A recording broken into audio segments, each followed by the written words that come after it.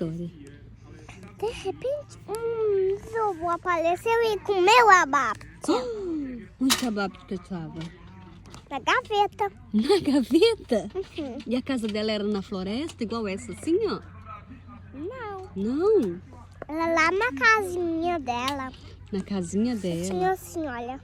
Hum. Bem assim. E a Chervone Captura? Teve uma captura que tava assim na mão.